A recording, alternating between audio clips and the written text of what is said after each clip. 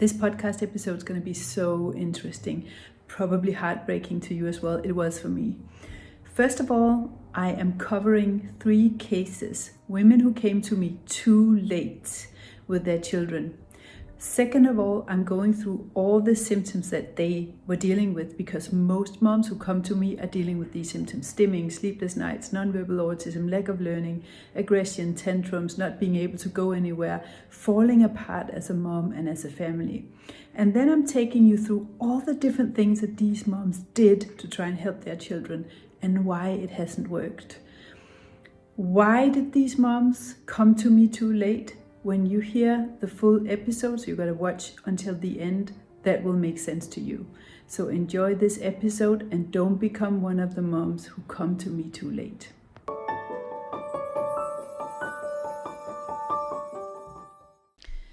It's quite a sinister episode, this podcast episode. It's about three autism moms that I lost. And when I say lost, I mean lost that I didn't get to save them. I didn't get to help them because they were too broken by the autism therapy system. And I felt like making a cup of tea and sitting down and talking to you about how serious this is. Because we have an autism therapy industry now that's breaking moms, and it is ruining moms financially, emotionally, and it's breaking their spirit. It has become a $1 million, £1 million business, and it's not actually changing children. And I want to reveal in this podcast episode, based on 3 conversations I've had with 3 moms, Britt, Sophie, and Lily. I want to talk you through their story and what they've been through. And I want to talk to you about the symptoms that they came to talk to me about, what they tried and paid to try and get help. And by going through this story, you'll be able to identify the symptoms that you might see in your child and understand what it is that we do as autism moms when we're desperate to help our children.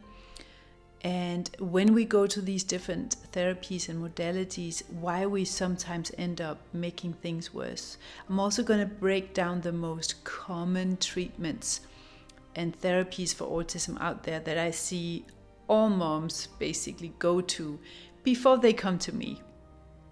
And sometimes, like it is with the case of these 3 women that I spoke to last week and this week, they've tried so much that didn't help that they think nothing will help. And I'm going to talk to you about the price they paid for these treatments. And by doing that, we're also going to break down I don't like to say corruption, but I do want to say the highly problematic aspects of autism therapies today. Because moms come to me and they've been to all the therapies, and I want to break down what these therapies offer and how much it actually costs and why it actually doesn't tend to work, and why these moms are experiencing the symptoms that they're experiencing and nothing seems to help. What are their dreams for a better life for their children when I sit down and talk to them? What are the conversations that we actually have, and what could they have done if these therapists and modalities and experts and practitioners hadn't broken their bank account and their soul and their spirit? That's what we're going to talk about today. So let's start with Brittany's story. She spent $24,000 on the first visit with one of those autism practitioners, those biomed doctors. She spent $4,000 on special eyeglasses that didn't work and the child didn't want to wear them. $200 to $500 per week for therapies, $200 to $500 per test, and several $100s on chiropractic treatments, as well as several $100s on supplements. And none of it really worked. None of it had any significant effect. And that's why she came to me, but she was so broken that she just couldn't do anymore. She just couldn't do it anymore. She had lost trust and faith in a turnaround of the symptoms that her child was suffering with ever being possible. But let me tell you a little bit more about the prices for autism therapies today.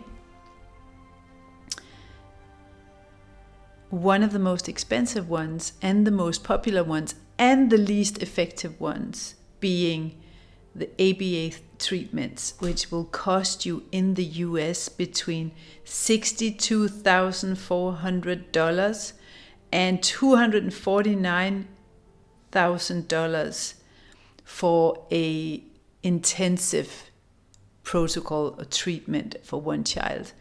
That's more than a house. It's crazy. I want to start by sharing Britt's story with you.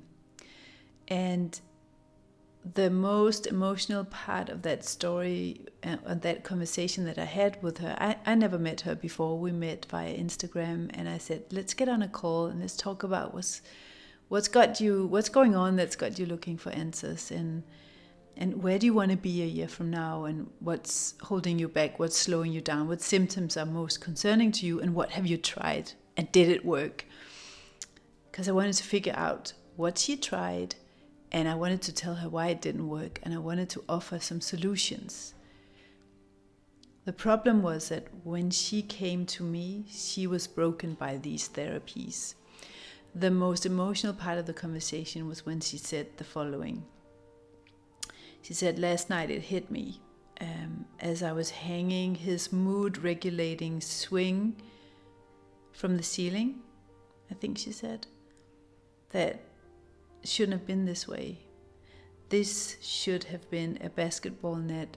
This should have been a basketball net that we hung up for him to play the way that we imagined he would play, and the way that we imagined his life would be when we had children.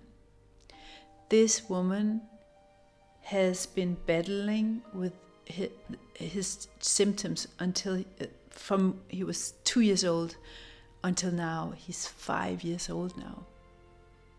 That's 3 years of constant investing, constant disappointment, constant trying to help this child get rid of this disconnect, this constant stimming where he just doesn't function and he can't connect with other children, and he doesn't relate the way that he should to people around him. He's not connected because he's constantly doing all these vocal stims that are stressing him, stressing the family. And Brittany says, I know they say this makes him happy, but I'm not accepting that this is the way that it's supposed to be. The vocal stims are endless. The noise on repeat breaks my heart, is what she said. It makes me crazy. It drives me crazy.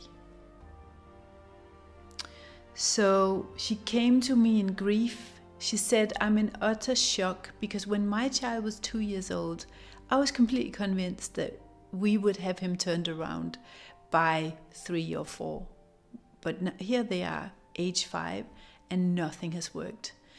And with the amount of money that Brittany has spent on autism interventions, which is why I'm making this podcast, because something is really rotten in that industry. Something is really manipulative and taking advantage of women and children in need, and they are not given the solutions that will deal with the root cause so that they can actually change symptoms, because it's become an industry. It's become an industry like the beauty industry or the fitness industry, where people don't get better, they don't lose weight, and they keep having to come back for maintenance, not to change their lives. So you would have thought that a woman, a mom who spent, well, let me just tell you what she actually spent on these interventions. The first doctor's visit in one of these functional medical practitioners that she went to charged her $24,000 for the initial visit. She spent $4,000 on specific glasses that were supposed to adjust his vision, and that was supposed to help, and the child just didn't want to wear it. She has spent $200 to $500 per week per therapy treatments, $200 to $500 per test. Chiropractor treatments cost between $60 and a couple of $100 per week. And then on top of that, all the supplements. But how about iron detox, speech therapy, grounding, homeopathy, drive and determination? All these things she did. Do you know what speech therapy costs? In the US and in the UK? Well, let me try and break down for you how crazy this has become. And let me just say, mind you, I had to quit occupational therapy and ABA and pictograms and speech therapy and actually function on what worked in order to help my child. But here's a breakthrough before we dive into Brittany's case study to tell you what these things actually can end up costing without long-term lasting results to show for your investment. So assessments of the brain and the learning capacity and the cognitive skills can cost anything between 500 and 1,500 euros. OT therapy, occupational therapy, it is occupational therapy. It's not dealing with the root cause. It's not changing the brain. It's not dealing with the biochemical individuality and biochemical imbalances that will then change the symptoms that you then need the occupational therapy for. No, it's strictly keeping you busy, indoors most of the time. Occupational therapy costs between $100 and $200 per hour. But that's not the worst part. Speech therapy is like $100 to $250 per session. And for ABA therapy, for a complete treatment for a child, it can be anything from $62,400 to $250,000. What? Have we gone completely mad? It's the same price as a house. With no foundation, with no change of the brain, with no focus on undermethylation, with no focus on the biochemical individuality, with no focus on fixing the imbalances in the brain, in the gut, in the methylation pathways, in the neurotransmitters, in the mitochondria, in the nervous system, things that actually are proven to change symptoms. So women who cannot get insurance, which is very difficult to get in the UK, for example, pay 45,000 UK pounds. The pound is worth more than the dollars at the moment. Between 45,000 and 67,000 pounds for ABA treatment. I don't have to remind you that a lot of autistics that are then grown up and have been through all this ABA therapy, which will be strenuous, boring, forced behavioral therapy, often indoors for hours and hours on end, day in and day out. These adults, they actually are now starting to sue the parents for abuse because of what they've been through in ABA therapy. And parents are paying mortgages to get access to this, which is the only proven treatment for autism symptoms. And that's because the diagnosis system and the treatment and therapy system and the functional medical system and the biomedical system and the diet and nutritional field when it comes to autism, it's completely outdated, and it's often full of missing links and gaps, which means that the children will not get long-term results and long-term changes. So, yeah, that's what it costs for ABA therapy and speech therapy. Functional medicine costs between $1,000 and $2,400 for the initial consultation, and then on top of that you need to add the tests, and the tests can be anything from a couple of $100 to $1,000 if you want all the tests. But most functional medicine practitioners, and actually most biomedical practitioners, do not know how to interpret the tests and come up with an approach that is individualized and adjusted and organic, because it's no use to just take a test if you don't have a very brilliant practitioner who knows everything about undermethylation, pyrrole disorder, metal dysregulation, and the latest in gut sequenced DNA sequence testing and regulating the enzymes and the bacteria in the gut, bio-individual nutrition, nature deficiency, and I'm going to cover all the things that these modalities are missing out on, because this is why it doesn't work. So women will pay this for therapy and get no results because it doesn't deal with the root cause. So biomedical practitioners and dietitians, we also have a lot of moms out there who are teaching biomedical healing for kids, which will be what the doctors did for their kids, and if it worked, they'll just teach the same approach. They'll give you tests, they'll give you supplements, they'll give you dietary advice. And it's like a Russian roulette, because without 5 to 6, maybe 10 years of clinical experience in understanding how to deal with blocked methylation, for example, you will make matters worse in 50% of these children. But that doesn't prevent these practitioners from charging anything from, I've seen moms who are doing this, charging around $4,000, $5,000 for a membership, for a year's membership, up to $14,000 for coaching.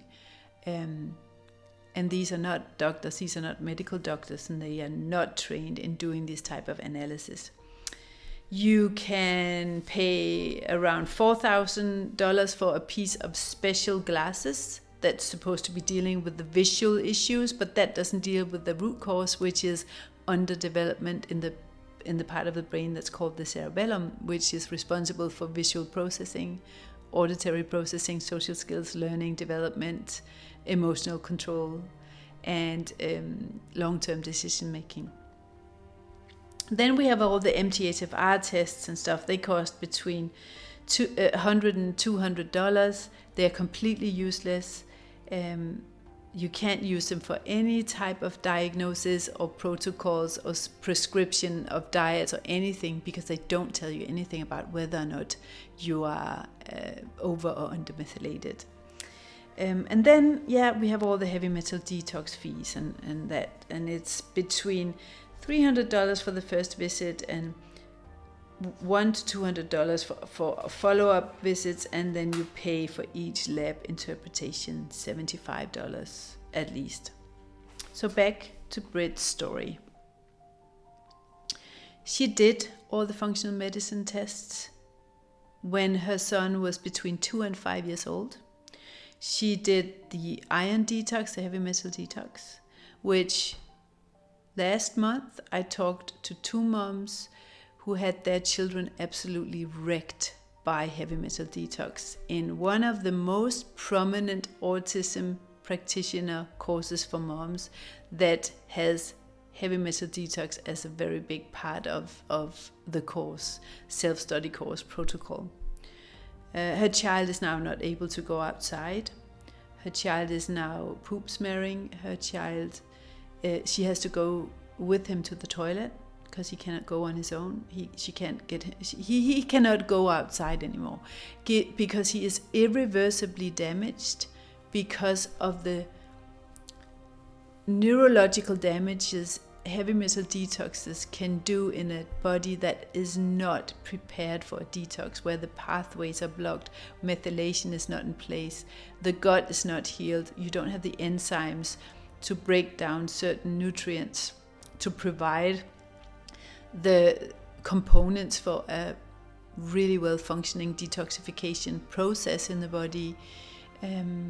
If the organs are not optimal, if the mitochondria aren't working, and if the kidneys and liver aren't functioning the way that they should, heavy metal detox is probably one of the most dangerous things you can do. But she did that. She did speech therapy, she did grounding, she did homeopathy. She had all the drive and determination. She did prism glasses. She basically did everything that's available out there. And because none of this worked, her fear is, well, he should be playing with other kids right now. Do you know that feeling of thinking, wow, my child is not able to play with other kids. Will he ever have a friend? Will he ever get married? Will he ever have the pleasure of connecting with other people? Sometimes our children don't even connect with us when they are in that dark phase of autism. And she thought, I thought I'd have him reversed by now and have him live his life and not making noises all the time, and us being able to go out on outings. So what she said to me is, I want answers. I want him to be able to answer people. I want him to be able to look into other people's eyes. And friends, she said, it's always been such a big part of my life, and I want that for him as well. This is where we started crying, both of us. Because having a child that's not able to tell you what he or she wants, it's incredibly painful. And not knowing if that can ever change. And when you've done all these expensive treatments and not seen any results, you tend to get to a place where you think, well, maybe my child cannot be helped. Where in reality, it is all these different approaches that are to blame for the lack of results. Not the mom, not the child, not the complicated case as such very often. Her dream was to be able to communicate with him and for him to be able to tell her what he wants. That's a very big dream for her. She wants his stimming to be less or gone. She wants to be able to take a deep breath. And that's something that almost every autism mom who are in this dark phase, that's her biggest longing, to be able to just sit down, read a book, take a deep breath without having to constantly monitor your child. Because if you don't have your eyes fixated on that child, your child will be in danger, eloping, jumping from balconies, running in front of cars, just disappearing in parks or shops. So you tend to feel like you're in a prison and locked up, because if you go outside, either people will judge you for the noises your child makes, your child will escape and elope and be in danger of dying or hurt or harming him or herself, or you're so stressed about the next upcoming tantrum and the judgment from other people and the life that you're longing to live that you lost to these autism symptoms.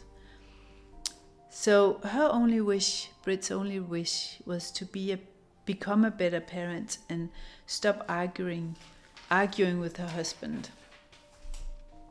And this is where she told me about her obstacles, and I want you to pay close attention to this. This is what she shared with me. These are the obstacles that she shared with me. She's so tired. Do you remember that? Do you sometimes feel tired? Too tired to do anymore? Too tired to battle with your child anymore? She's also really angry because she tried everything and nothing worked. And she's angry because she cannot afford to do all the sessions and treatments and chiropractic therapy sessions that she feels that her child needs to develop quicker, because it's just too expensive. And then she doesn't know how to get help and how to find someone who can help her. So that's Brit's story, and if I could have gotten to her sooner, if I could have gotten to her before she lost trust in people who tell her that you can actually deal with the root cause, and by dealing with the root cause you can change the symptoms. I would have been able to probably help her fulfill the dreams that she has for her children, for her child, because it's not a big wish she has, and it's actually obtainable. I see that a lot with moms in my community, which you can check it out if you go and check out the case studies, or if you go and look at the podcast episodes with moms. I have a whole blog and podcast by the name Autism Recovery is Real. But before we get to that, I want to, when you get to the end of this podcast, I want to share with you all the symptoms that these moms that I talked to these past 2 weeks, the symptoms that they experienced, what are they caused by, and how can you address them, and by addressing them, either make them less intense or actually get rid of them. So the second mom I spoke to, and you'll notice almost every mom I talked to, it's similar issues. And it was the same things that my child was dealing with, which in the years between 2004 and 2008 we got rid of. But when you are in this situation and you are a mom and you're experiencing all these symptoms, you just go to all the practitioners and diets and therapies and interventions out there that you've heard might work and help for your child, because you're willing to do anything. And because they've existed since early 2000s, and they have not created long-term lasting results for huge groups of autistic children, nothing has really changed, but they don't know that. So they believe it when someone tells them that they can help their child, or when another mom tells them that this has actually helped my child. So the next mom, her name is Lily, and her son is very smart, but he's delayed in his development. And he is having tantrums and stimming a lot. So he just cannot regulate his anger. He cannot control his sadness. He cannot control his anger, but he can also not control his happiness. He cannot. It's that part of the brain, that's the prefrontal cortex, that's supposed to say, shh, not now. This is not a good time. Slow down. Let's wait. Don't eat that. Don't do that. Don't say that. Don't go there. That part of the brain does not work when the cerebellum is not fully developed. And that's actually something you can address. But you don't hear that when they give your child the diagnosis, do you? And it doesn't seem to be the first thing they tell you in all these expensive therapy sessions, because, well, it's a business where they need you to stay as long as possible and get as many sessions as possible, because they get anywhere from $50,000 to $250,000 per child for that. I always say my finest job when I'm coaching moms in the turnaround process in Barefoot Autism Warriors in the membership is that I want to make myself redundant within 12 months. I don't want to be in your life for more than 12 months, maybe a little bit more, but that's it. Then I want you to stand on your own 2 feet. I want you to be able to get to a place where you can look at your child's symptoms and you know why they came. You know when there's regression, you know what to do to adjust it. You know why regression happened, and you know exactly what to do, what to feed him, what not to feed him, what supplements to take, what supplements you should absolutely stay away from, what modalities and tools to get your child from where it is now to where you want it to be. You know that for sure, and you are then the expert. That's my goal. I don't want to be a recurring business model where moms don't. So I think we should look at it this way. As practitioners, we should offer services that is that good. It's so good that even if we only got paid when people got results, we would still be doing it. That's how good our interventions should be. But for Lily, her child is just simply not aware of his volume button. He cannot turn up or down. He cannot turn his reactions up and down. I'll explain why. Sorry, I'm just messing around with my microphone here. I'll explain why that happens and what you can do to regulate that and help a child like that. And help a child like Brittany's child as well. Outings, family outings, going out with friends, seeing family members has become increasingly difficult. So they've lost touch with friends and family because they cannot go to the park. Because he just gets too intense for other children and they get scared of him and he steps over boundaries and maybe he'll hit them if he gets frustrated, and other kids will just reject him as well. And it breaks her heart to see her child like that. That's what she tells me, Lily.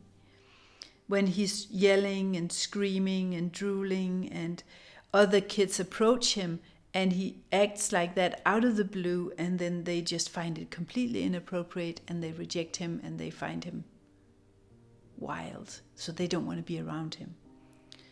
He also doesn't want to eat solid food, so it's mainly crackers and toast, and he won't drink water, only milk.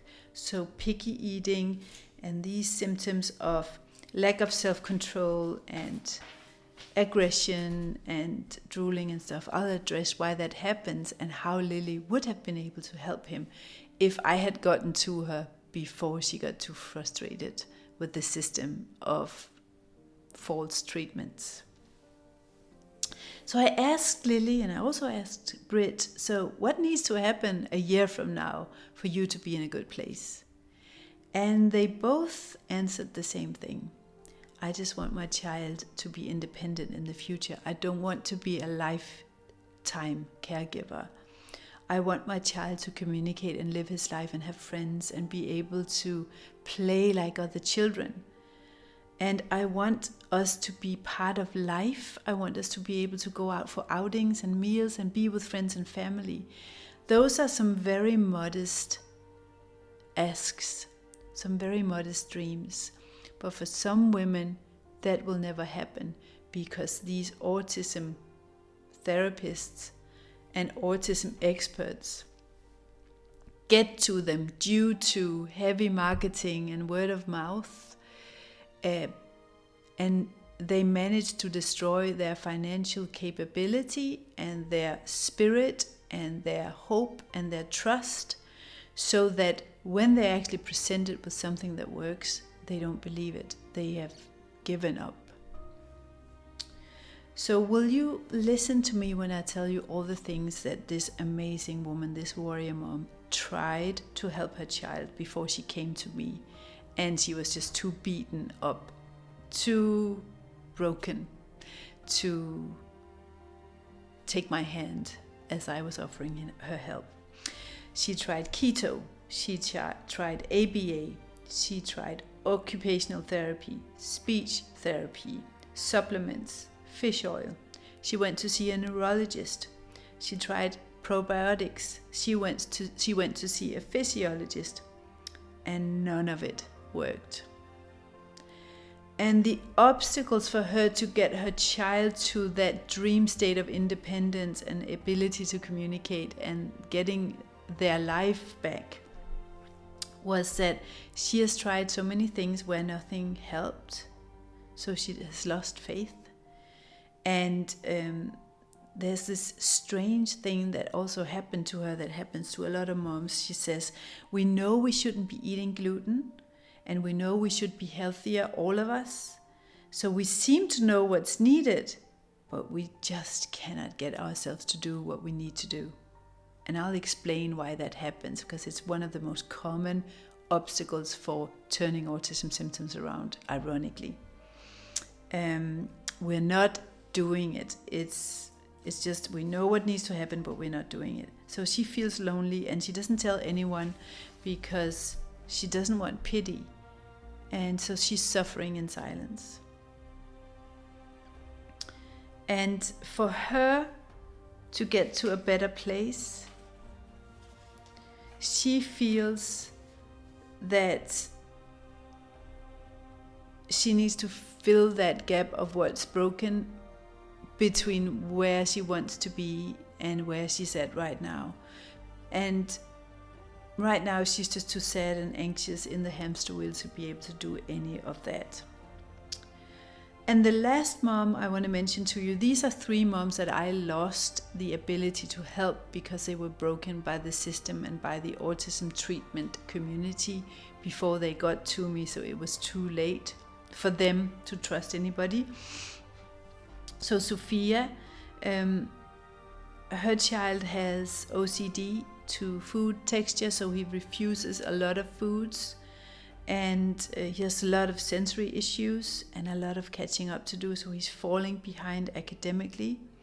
He has occasional tantrums that are so bad that they go on for ages. And it seems like he's disconnected. He struggles to socialize, there's no progress in his development, he doesn't understand what people request from him, and he cannot concentrate and learn. And that freaks her out because he cannot learn, he cannot go to school, he cannot develop, he cannot grow up and mature and turn into someone who can have friends and become independent, have a normal life in the future. So for her, what she wanted was, she said, what needs to happen is that he needs to eat more solid foods, he needs to learn, he needs to be able to make friends, he needs to catch up, and he needs to have less mood swings and less anxiety and be less sensitive for him to have a future. Because we don't go out anymore, and we don't have our independence anymore, and so neither will he in the future. So what I want to do now is I want to tell you, so I have moms that come to me with all these symptoms that I cannot help because they've given up, and I have moms that come with exactly the same symptoms that then end up trusting me, even though so many people have misused their trust.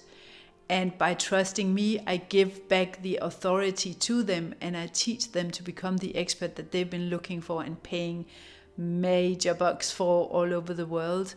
They become that expert for their child so that they can interpret the symptoms, and they know why they happen, they know what to do to adjust the symptoms, and they know what to do to avoid it coming back. And when it comes back, when there's a regression or a plateau, they know exactly why it happens, and they know what to do about it, so that they get out of that hopelessness, that dependence on experts, that confusion, that fear, and that learned helplessness that this diet, therapy, protocol, culture is designed to emphasize in us. So let me just tell you what you absolutely do not need, and where your red flags should be flagging up, and just take your money and run. If anyone tells you that you need a heavy metal detox, don't put your money there, because they haven't kept up with the latest science. They haven't understood that the fact that a child's body is impaired in every single aspect is a holistic, systemic breakdown everywhere in the body. And when you do a heavy metal detox, you simply release these toxins from tissue into the bloodstream, where it can enter through the blood-brain barrier and cause a lot of damage, neurological damage, neuropathy, and irreversible damage when it comes to behavior and moods that cannot be regulated afterwards. Like, we're talking lifetime, lifelong damage based on heavy metal detox protocols. So we normally say, Dr. Berenti, who's teaching inside the Autism Turnaround Program, and we say, most children will never get ready for a heavy metal detox. We want to help the body do its job when it comes to detoxification, because the body is fully capable of doing that. But you need to know exactly whether or not your child is in a position to actually excrete those toxins, or if the child will simply recirculate toxins. If you ever do a detox, don't ever do it at home, don't ever do it alone, don't ever do it without a practitioner, and not one of those practitioners who tell you to do a detox first. Anyone who says that step 1 or 2 is to do a detox, they do not know what they're saying. I've just this week been blocked by an MTHFR based or focused nutritionist who said that if you have MTHFR, you're a bad methylator, you need to support your methylation. MTHFR tests say absolutely nothing about whether or not you are an under or over methylator. That test is useless for that. Then she said you can't eat folic acid if you are MTHFR. And again, folic acid is probably something we all should avoid in the autism community, because most of our children are undermethylated and cannot, so they are folate intolerant. So this woman then goes on to say, and so it's true they can't eat folic acid, but they also cannot take folate or methylfolate. And this woman continues on to say, you need to eat tons of leafy greens, or you can do a methylated folate, so methylfolate or methylated B12. And that has shown again and again and again in the updated biomedical, epigenetic, nutrigenomical medical field that exacerbates symptoms like aggression, like tantrums, like mood swings, like anger, agitation, and anxiety. And so she tells you to eat the foods that will make matters worse. She tells you to take a test that doesn't work. And she tells you to take supplements that will make matters worse. And this is actually the autism treatment protocol, biomedical and functional medical field in a nutshell. Outdated tests that doesn't tell you anything.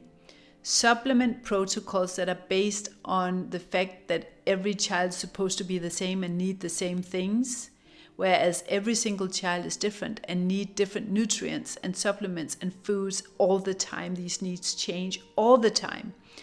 And the only way to actually accommodate that is to become an expert in interpreting the feedback that you get from the child and to know when to stop and start a supplement. Protocols will never work. Never. And just doing tests and then supplementing with the vitamins and the nutrients that you need is not a safe approach, because it has knock-on effects down the line that will make matters worse in most cases. So you need to know when to start a supplement, how to monitor supplementation, and when to stop a supplement as well. That's what Dr. Berenti teaches inside the Autism Turnaround membership. So if you want to learn more about that, just send me an email, contact@barefootautismwarriors.com, and we can have a conversation about this. Even if you're a practitioner, I'd like to hear from you. Why are you doing these things? Why do you tell people that you're helping them? Why don't you keep up with the science? Why don't you keep up with the data? Why do you not keep up with the work and the non-profit clinical studies that's been done in this field of undermethylation, for example? So anyone who's talking about MTHFR tests, giving you MTHFR tests, giving you supplements based on MTHFR tests, do not know what they're doing, because the MTHFR test tells you absolutely nothing about whether or not you are an undermethylator or an overmethylator, and you cannot give anybody dietary advice or supplements based on an MTHFR test. So whether you have mutations and you're a so-called complete wrecked undermethylator based on their judgment, it doesn't tell you anything. You might be fine for the rest of your life. So you'll have two people with the same mutations in MTHFR and COMT, and they have completely different outcome, because it's not about the genes, it's not about the mutations, it's about epigenetics, it's about the environment in which you put the genes.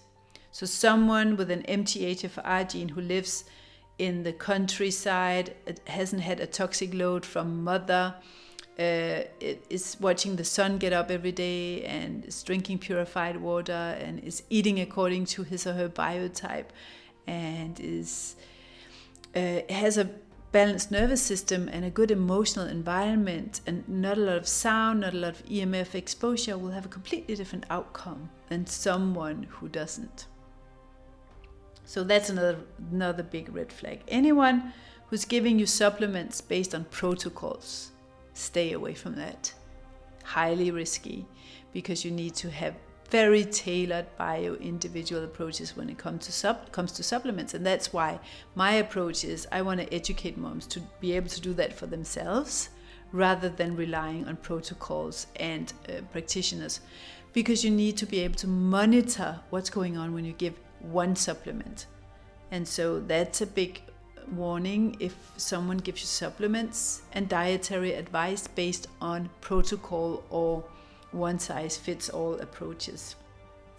Another red flag is if it's ABA focused, OT focused, or speech therapy focused, or coping strategy focused.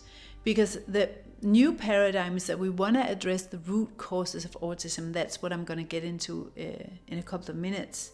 We don't want to focus on the child's symptoms. We want to focus on what's the message behind those symptoms.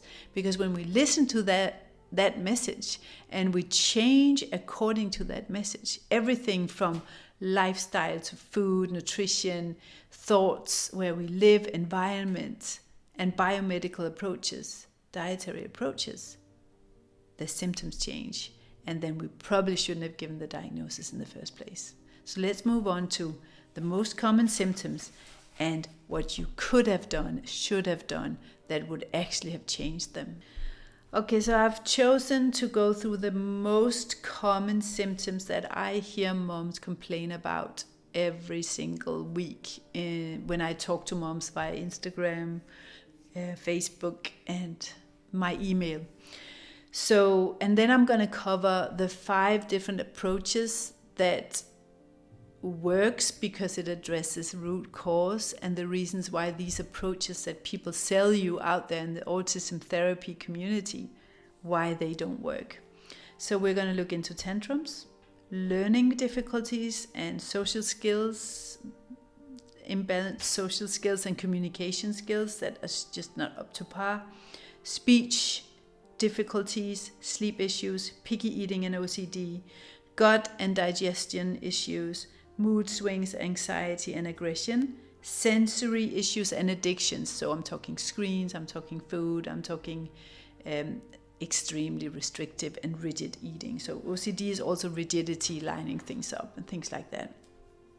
So what's my approach to tantrums and why is it that these protocols and therapies don't work for tantrums? I operate in, so when you have these issues, you need a pathway, you need steps to go through to solve this symptom, this issue. Then you need the tools to deal with them, and you need a place to go for help. So in my system, we have 5 steps we go through. One is understanding the wake-up call, the mindset shifts that are needed, and your role in this. It doesn't mean that it's your fault, but it means that this symptom is here to force you to change something substantial in your life. It's not a curse, it's a gift, because autism symptoms forces you to change everything in your life. And without these symptoms, you probably wouldn't get to that point of no return where you have no choice but letting go of everything that supports symptoms and change your life so that symptoms can get less or disappear. So when it comes to tantrums, my pathway is 1, the wake-up call, the mindset, and your nervous system. What's autism here to teach you? 2, nature deficiency. Something in nature that you need in order to be balanced, that this child is not getting, that's causing tantrums. 3, physical and emotional healing needed, and I'll get into that in a couple of minutes. 4, environmental changes needed, because you cannot change the symptoms in the same environment that created them. And then finally, we are going to talk about 5, the phase 5, which is what Dr. Berenti teaches inside my membership, is the bio-individual nutritional approach that most functional medicine and biomedical therapists out there are missing or have huge gaps or missing links in their approach to. So, with tantrums, it's clearly linked to, let's go backwards and start with phase 5. It's linked to undermethylation. It is linked to infections and inflammation. The reason why it's linked to undermethylation is that if you have low methyl, and that's 80 to 95% of all children with autism will have undermethylation issues. So that affects neurotransmitters like dopamine and serotonin. That's why they have mood swings and tantrums. It affects enzyme production, which is important for every cell. It's also important for breaking down food. It's important for DNA expression. And it affects that negatively, by the way. And it impairs detoxification, which we know that when there's a buildup of toxins and heavy metals, you get mental health responses to that. So you cannot just introduce heavy metal detox agents to solve that. No, you need to balance the methylation. You need to deal with blocked methylation in that child. And that's something that you need to learn, because it's something that doctors take 5 years to learn. But because you're the mother of this child, it's easier for you to implement the modalities and the tools for you to interpret what is a balanced methylation for my child. Do I need to test my child's methylation? And how can I get a nutritional approach to balance out my child's methylation to deal with tantrums? So in phase 5, in my process, it has to do with the bio-individual nutrition and epigenetics and nutrigenomics. It has to do with tantrums, has to do with foods. The child is not getting the foods that this child need to regulate mood. It might be that you're giving the child foods that have excitatories in them that the child cannot tolerate. And it might be that the foods that you're giving your child, and this is something that's very true for the GAPS diet, for vegan diets, for keto diets, these diets will actually exacerbate tantrums in many children. And so will many of the superfoods that these children are getting. So collagen, fermented foods, slow-cooked foods, and bone broth will exacerbate tantrums. Yeah, it's great for the gut. But until you understand the full spectrum of bio-individualized nutrition, you might get a great result in the gut, but a horrible result for tantrums.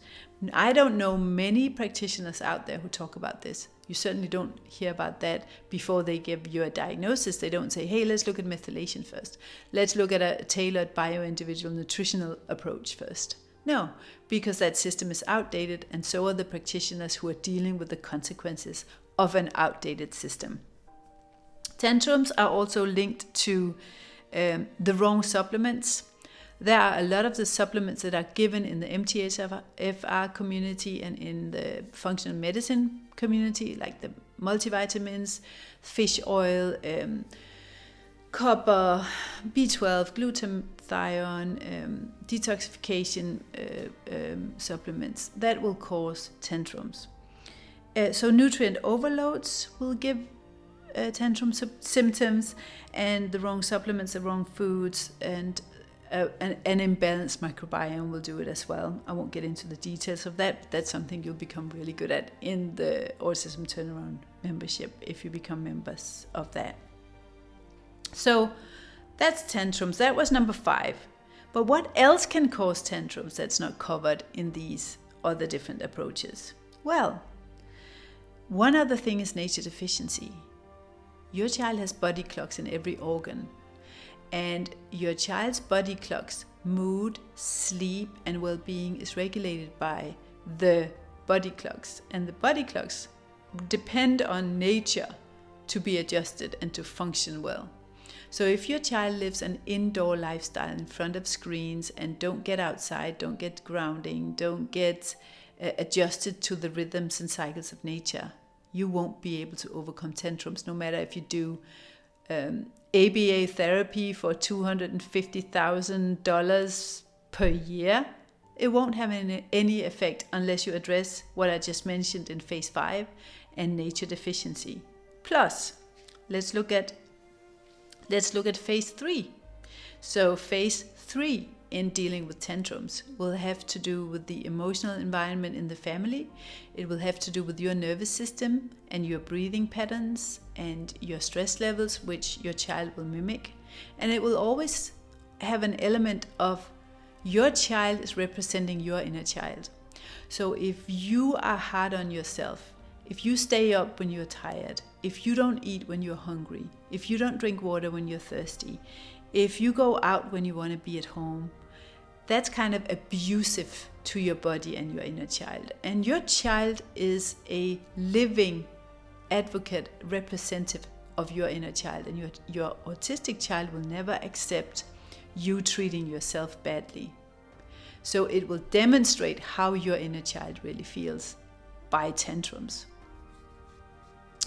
And autistic children will also demonstrate protests against lack of leadership, lack of boundaries, lack of truth. If you're not walking in integrity, if you are not a good leader, if you're not a good parent to yourself, your child will flare up tantrums to protest against that. So that was just one symptom. Look at how much detail we went into to uncover the reasons why this symptom would happen. That's just one of the symptoms. Now, let's look at some of the other symptoms. I realize this is heavy duty stuff, and the reason why I go into depth with this is that this is something that I never really have enough time to sit down and explain to anybody. This is how long it takes to explain why none of these autism protocols and diets and experts and all these fancy approaches that's typically named after one of these doctors, why it is that they don't work, and what is actually available out there for moms to do that does work, and how frustrating it is that moms don't get access to that. Like, for me, it took me 8 years to figure out why because all these approaches were available when my child was diagnosed with infantile autism in 2004. And only because I'm a journalist and I traveled to the US and I sat down in medical conferences and I started to work with medical doctors in the US to try and learn this and research way before Google. Only because I had that curiosity did I find the solutions for my own child, after all these protocols also didn't work for my child back then. There's no change there, it's just different names, different doctors. It took me 8 years, and I don't want it to take that long for you, and that's why I'm compressing it into, so the process that I went through with my child took 4 years for the most significant changes to happen, and then 8 years for a full integration of it. Because of course, if you have autism, there's a lot of things that you miss out when it comes to development, because you're just sitting there stimming, flicking light switches, screaming, sleepless nights. So this podcast is dedicated to the moms that I lost, the moms that will now walk around looking for answers for the rest of their children's lives, the moms that will become caregivers for life because they met the wrong people along the way, and those people took away their courage and their money and their hope. And I'm not doing my work for free. I'm doing it in a way that can sustain my life. I'm not someone who's aiming to be rich. I'm not someone who's trying to take advantage of anybody. And I'm working basically day and night to try and help these moms. And I'm not getting rich from it at all. In fact, I've only recently been able to take out a salary that can barely cover my own expenses here in one of the most expensive countries in the world. Another story for another day. But we've got to be more ethical about this if we want to stop this epidemic, this autism epidemic of 1 in 35 children or 40 children getting diagnosed with autism. So let's jump to some of the other symptoms that are common, that I talk to moms about, that I could have helped them with probably, and why what they didn't help and what would have helped. So learning skills, social skills, communication, so lack of speech, lack of understanding. So we heard how Brit's and Sophie's and Lily's children didn't have a concept of turning down the volume, of understanding how to relate to other people, communicating with their family members, behave when they're out on an outing, not run away, not being in danger. All of these things, including sensory issues and actually to a degree OCD and aggression, as well, and rigidity, is linked to a part of the brain that's underdeveloped in most children with autism, and that part is the cerebellum. I believe, because we redeveloped that part of the brain for my child right from the beginning, and I believe the reason why it's underdeveloped in our children today is because they're indoors in front of screens and they are not doing the things that's actually stimulating that brain. So it's got to be a combination of things that stimulate the visual, the balance organ, cross and coordination, and so all the neurofeedback and the brain training and all that stuff out there, that actually doesn't work. Because what develops the cerebellum is crawling and creeping the way that we did in nature when we gathered our food in nature, crawled in the trees, rolled around in the mud, and were exposed to the bacteria in the ground and the mud and the earth and the sun on the skin. So the cerebellum is the underdevelopment of the cerebellum is a consequence of the modern lifestyle.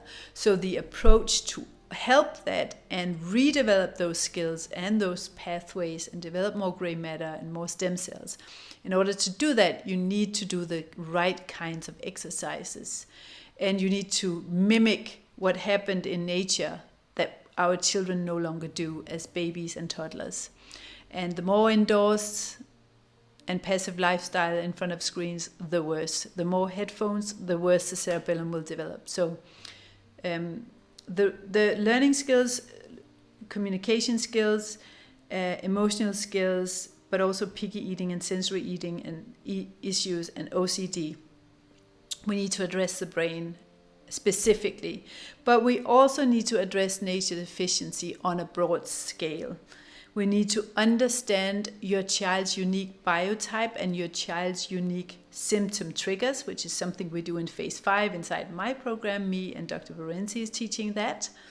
So we need to understand what foods specifically is going to support the development of that part of the brain and support communication and support a balanced mood as well. Because here's the thing with aggressive behavior and risky behavior and poor communication and decision making. It's also a consequence of foods that's not a good fit for that child. So foods that's full of excitotoxins, foods that are exacerbating symptoms of undermethylation, foods that will emphasize the already imbalanced ratio between copper and zinc, for example, will make that child more aggressive and eloping and unable to learn because they are completely in fight and flight. Another example is dairy and gluten. Because when it's broken down, it's not completely broken down because we don't have the enzyme to fully completely break down that protein in gluten and dairy, casein and gluten. And so it enters into the bloodstream and it creates something that's called opioids, very similar to heroin, very similar to speed or amphetamine, which will then make the child apathic or hyperactive and unable to learn, unable to interpret signals from others, and able to turn down the volume. You know what a drug addict looks like. You know that a drunk person doesn't know about social skills, doesn't speak really very well, doesn't retain, is actually exacerbating risky behavior. So again, when we have one symptom, it's never one cause and it's never one solution. It's 5 different main categories for finding the root cause, and it's something that I've specialized in for the past 16 years to develop, and it's something that Dr. Varenzi, who is working with me inside the Autism Turnaround program, is a specialist in as well. So when it comes to learning social skills, communication, OCD, picky eating, we need to look at the brain, we need to redevelop the brain, we need to look at undermethylation, we need to look at bio-individual nutrition, we need to look at supplementation and taking away the supplements and the nutrients that's actually exacerbating these problems. Then we need to look at our own role in this, our own nervous system. Are we calm? Are we good leaders? Are we treating ourselves well? Do we know when we have a symptom, why we have it and how to adjust it what to take out and what to add in when it comes to lifestyle and nutrition and supplements to regulate it for ourselves. Because for women, collagen, bone broth, fermented foods, loads of the supplements that we take for hair loss and to get stronger nails and for skin will create the mood issues that we have and our children have as well. So the tantrums, the learning difficulties, the lack of focus, the hyperactivity, the anger, the anxiety. So this whole ADHD epidemic is linked to all the things that I'm teaching in this podcast that will need to be addressed. So ADHD and autism and OCD and learning difficulties and anger and underdevelopment when it comes to school and skills in school, all of this is in the same spectrum, and it all has elements of something that needs to change in our lives, something that is linked to modern artificial lifestyle, something that's linked to bio-individual nutrition, something that's linked to physical and emotional healing needed, something that's linked to nature deficiency, something that's linked to environmental changes that's needed because we can't heal in the environment that got us sick, and something that's linked to undermethylation, pyrrole disorder, nutrient overload. So too much is bad and can cause these symptoms: mood swings, aggression, tantrums, rigidity, learning difficulties, OCD, picky eating. And too little of it can cause the same things: eating disorders, refusal of foods, anger, aggression, agitation, hyperactivity, and lack of focus, and tantrums. So balance is key. And we are created to be in homeostasis, to have balance. And when we get out of balance, the body tries to compensate, and the body reacts mentally and physically.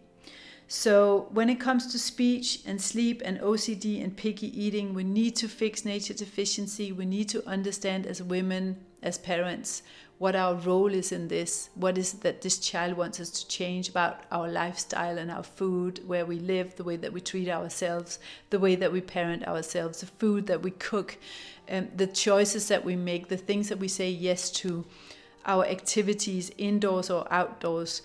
Do we live in harmony and sync with nature and the rhythms and cycles of nature? Or have we become dependent on experts to fix the many cries for help that comes from our bodies and our children?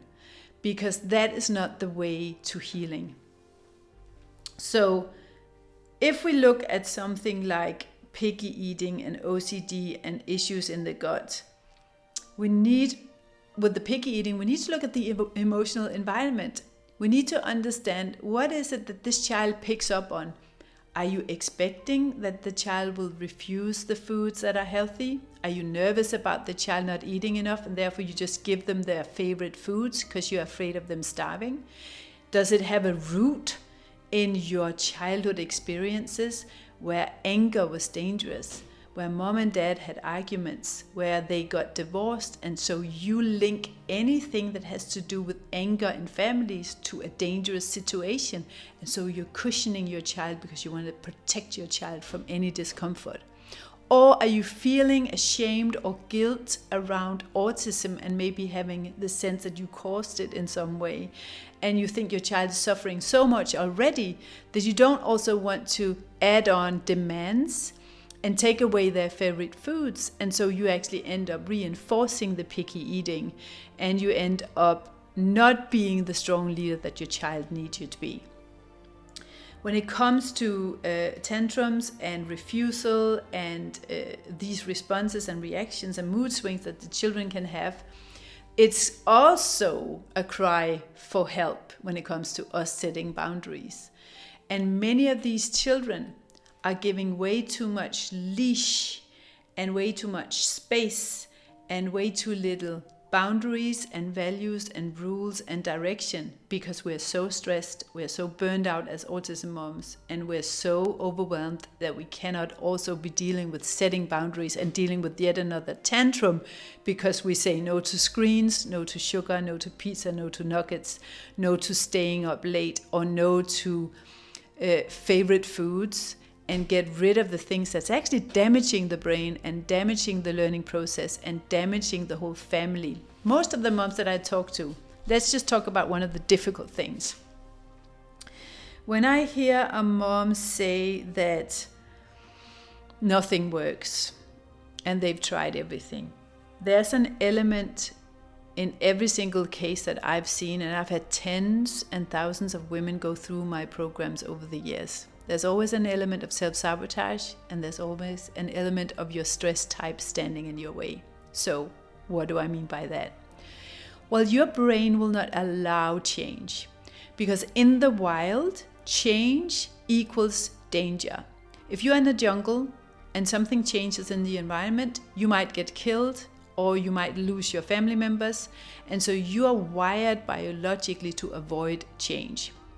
So if you are then radically wanting to change your life in order to help your child, so you're changing diet, you're changing environment, you're changing it just all at once without knowing this biological fault mechanism in the brain, your brain will do anything to trick you into not fulfilling the intervention that you're currently participating in. So when people come to me dealing with self-sabotage and bypassing those failure mechanisms in the brain by cheating the brain into allowing change is going to be key and just 100% necessary for you to actually allow your brain to allow you to change. Because the brain will prefer dysfunctional familiarity to change. The brain will prefer that you stay in tantrums, stay in sleepless nights, stay arguing with your partner, stay in this dysfunctional familiarity. It will prefer that over healing your child, getting peace and independence for you and your child, because it's change, and change is dangerous. And that's a very unfortunate biological mechanism that you need strategies to overcome. So if anyone just gives you ABA therapy or dietary interventions or take over this job that's actually yours and tells you what to do and what to eat and what to feed your child, you won't actually change because your brain won't allow it. And it will create financial obstacles, relational obstacles, practical obstacles to make sure that you're going to fail at this. So, final thing I want to say here is this is not a coincidence that autism happened to you.